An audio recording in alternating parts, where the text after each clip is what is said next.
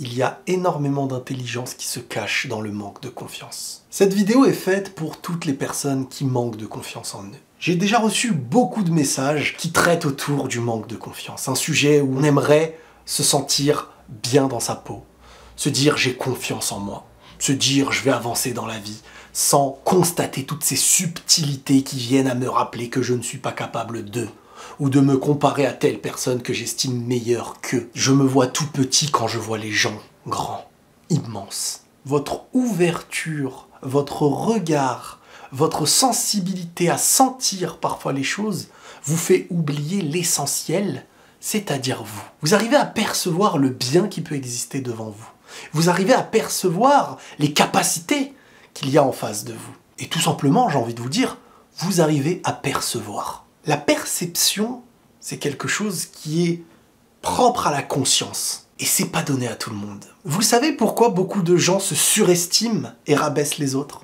Vous savez pourquoi il y a beaucoup de gens qui pensent être au-dessus des autres? Ceux qui ont un ego à nourrir, même si dans l'inconscient il y a cette part pour moi de manque de confiance, mais extérieurement, tout ce qui ressort par cette idée de moi je suis meilleur qu'eux, c'est un manque de conscience. C'est un manque de perception, c'est un manque de sensibilité et un cœur parfois qui n'est pas nourri d'une bonne essence. Alors que vous, qui n'avez pas confiance en vous, c'est par un nombre élevé de réflexions que vous en arrivez à douter de vous. Parce que vous percevez et vous additionnez en plus la perception des choses que vous avez, donc vous allez créer parfois de l'anxiété. Celui qui ne réfléchit pas et qui ne se pose aucune question n'est pas inquiet. Il n'a même pas le temps de penser qu'il risquerait de tomber et de se faire mal. Quand l'autre à côté, qui a un cerveau qui réfléchit, un cerveau en bonne santé, voire parfois sa bonne santé le fait douter. C'est ce trop de réflexion qui fait que parfois on en arrive à penser qu'on est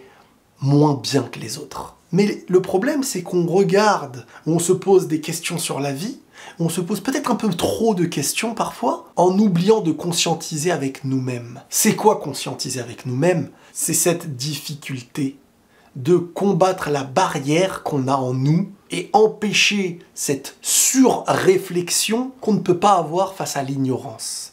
Je rentre bien dans le sujet.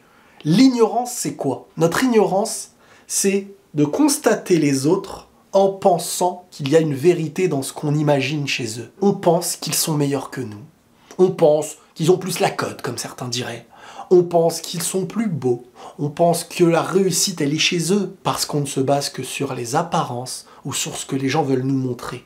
Parce que vous cherchez à être authentique et vous vous dites « ça n'a tellement aucun intérêt de faire semblant d'être heureux si on n'est pas heureux. Ça n'a aucun intérêt de faire semblant qu'on a la cote si on n'a pas la cote. Ça sert à rien de faire semblant qu'on plaît si on estime qu'on ne plaît pas. » Vous ne jouez pas avec les apparences. Vous réfléchissez et vous conscientisez les choses. Sauf que vous ignorez une chose primordiale, c'est que les autres ne réfléchissent pas comme vous, voire peut-être parfois ne sont pas à votre degré de réflexion. Et ça donne très souvent celui qui a un meilleur degré de réflexion, donc celui qui est bien plus conscient que le savoir n'est jamais atteignable à 100%, il se dit « je ne suis pas au top, je dois toujours gravir des échelons, il y a toujours beaucoup d'étages au-dessus de moi ». Il se base sur une idée qu'il y a toujours des choses qu'il n'arrive pas à atteindre.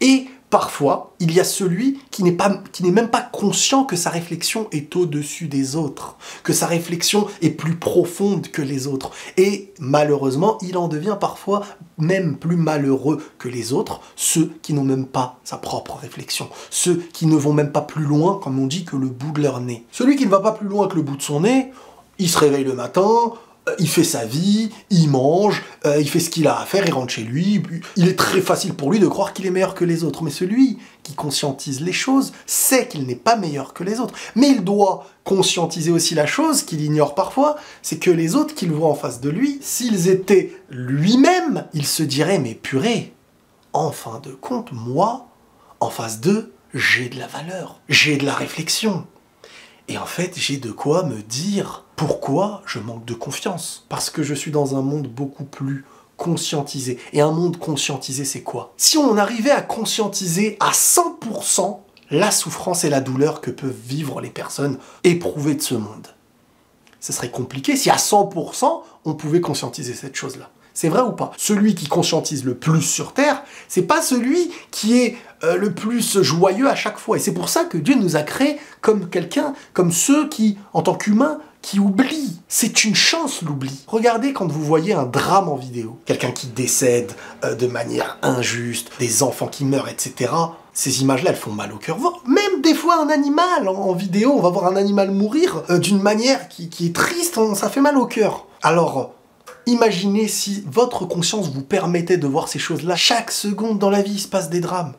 Si notre conscience était basée sur la réalité à 100%, qu'est-ce qui se passerait? On serait triste tous les instants de notre vie. Donc on doit mesurer et chercher cet équilibre. Mais c'est très difficile. Donc l'oubli qu'on possède, celui de ne pas se rappeler à 100% à chaque fois de ce qui se passe, ou de revenir aussi sur ce qu'on possède, vivre de la conscience, nous ouvre normalement les yeux sur ce qu'on possède et les bienfaits de ce qui nous entoure. Donc on vit heureux. Mais toutes ces choses-là, c'est des additions de réflexion. Penser que je n'aurais ou j'aurais pas, penser que... C'est souvent celui qui fonce la tête baissée qu'on pense, parce que je suis pas d'accord avec l'idée que c'est les plus heureux, mais qui donne l'apparence de ne pas avoir de problème. Il tombe, il se relève, il s'en fiche. Il fait du mal à quelqu'un, il passe à autre chose le lendemain. Toutes ces choses ont des répercussions parfois très graves. Donc il faut savoir aussi, je préfère la personne qui est triste, qui parfois vit une petite déprime basée sur de la réflexion, mais qui est conscient, qu'une personne inconsciente. L'inconscient, c'est facile, tu cours la tête baissée, mais à un moment donné, boum, tu te fais écraser. Boum, t'as fait du mal. Boum, t'as du sang sur les mains, etc. Mais le conscient et celui qui manque de confiance en lui a une grande part d'intelligence et de réflexion.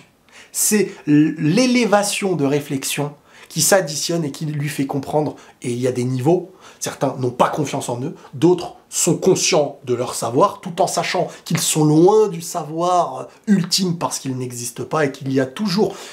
plus la personne est savante, moins elle sera orgueilleuse. Et c'est toujours comme ça. Plus la personne est forte, moins elle aura besoin de prouver qu'elle est forte. Regardez, il y a une phrase qui dit « L'intelligence d'un individu se mesure à la quantité d'incertitude qu'il est capable de supporter. » Dans cette phrase, on évoque l'incertitude. L'incertitude est basée sur de la réflexion. Je ne sais pas si je serai capable de, parce qu'il y a des milliers de particules qui viennent et qui se bagarrent entre vous. Vous vous battez avec vous-même en fin de compte. Mais pourquoi cette bagarre avec soi-même? Parce que vous ne foncez pas la tête baissée. Pourquoi vous ne foncez pas la tête baissée? Parce que vous réfléchissez à toutes les situations possibles, sauf que vous retenez de toutes ces situations possibles l'échec. Et parfois, le manque de confiance en nous fait que on va avoir un questionnaire, un examen, et on n'a tellement pas confiance en nous, voire que ça nous mène à la peur de l'échec, parce que le manque de confiance en soi mène à cette peur de l'échec qui nous rappellera que notre manque de confiance en nous est justifié. Donc parfois on se laisse perdre nous-mêmes, car on préfère se faire perdre qu'avoir perdu en essayant, parce que perdre en essayant nous rappellerait qu'on manque de confiance pour des bonnes raisons, celles qui viendraient à nous prouver qu'on ne vaut rien. Mais vous avez vu comment le cheminement il est vicieux. Il y a un grand manque de conscience extérieure chez celui qui a une grande part de conscience intérieure. C'est quand cette part de conscience intérieure te mène au doute en pensant que le monde extérieur est tel que tu crois qu'il est. C'est pas vrai. Les gens que tu vois dehors beaux sont peut-être les plus tristes. Les gens que tu penses être forts et qui ont réussi à tes yeux, peut-être que tu maîtrises beaucoup plus qu'eux. Les gens que tu penses plus intelligents parce qu'ils se mettent en avant, peut-être que tout ce que tu as à dire mais que tu ne dis pas dans ton cœur, un jour ça sortira et les gens vont s'émerveiller. Je pense que quelque chose qui peut beaucoup aider, c'est que l'échec est la première des victoires. Ça commence par l'échec. L'enfant, il tombe avant de marcher. Et adulte, il ne fait que marcher. Et il apprend à courir. C'est ça le plus gros danger, en fait. C'est réussir à se confronter à ce qu'on appelle perdre l'échec. Parce que celui qui n'a pas confiance en lui se bat contre cette chose-là. Parce que ça, à ses yeux, c'est la preuve qu'il a raison de ne pas avoir confiance en lui. Non, non, non. La seule différence qui existe entre celui qui n'a pas confiance en lui et que ça pénalise, et celui qui a peut-être pas spécialement confiance en lui, mais qui réussit, c'est quelle est ta réaction face à ton échec. Certains ont compris que l'échec fait partie de l'avancée, les autres pensent que l'échec est la preuve qu'ils ne valent rien. Voilà, c'est un sujet qui peut être plus long, peut-être qu'on en parlera dans d'autres particularités, mais j'espère que ça pourra vous aider. Prenez tous soin de vous et la paix sur vous.